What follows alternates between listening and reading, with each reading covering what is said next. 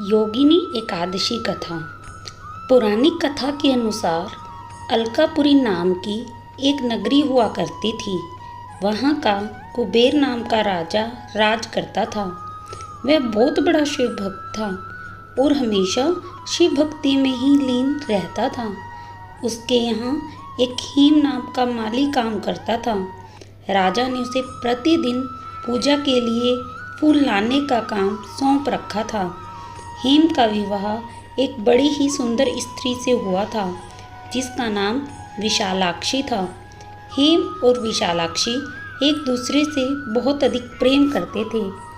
एक दिन राजा ने पूजा के लिए हेम को फूल लाने के लिए भेजा। उस समय हेम की पत्नी भी बगीचे में मौजूद थी। हेम उसकी सुंदरता में इतना खो गया कि उसे पता ही नहीं चला। राजा पूजा के लिए हेम की राह देखता रहा और जब वह समय पर नहीं पहुंचा तो वह उस पर बहुत क्रोधित हुआ। इसके बाद राजा ने हेम को खोजने के लिए अपने सैनिकों को भेजा।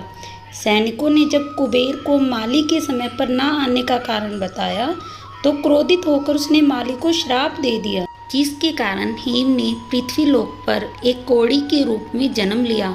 परंतु पिछले जन्म की सभी घटनाएं उसे याद रही। रोगी काया और पत्नी से बिछोह के कारण हेम बहुत दुखी था।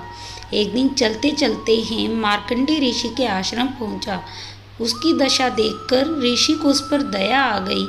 जब ऋषि ने उसकी इस दुर्दशा का कारण पूछा तो उसने सारी घटना ऋषि को बताई।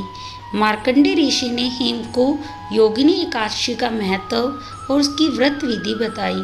मार्कंडेय ऋषि ने हेम की समस्या का समाधान बताते हुए योगिनी एकादशी का व्रत लिए कहा। हेम ने मार्कंडेय ऋषि के अनुसार व्रत किया और कौड़ी स्वरूप से मुक्त हो गया और योगिनी एकादशी का व्रत भी रखने लगा। हरे कृष्णा।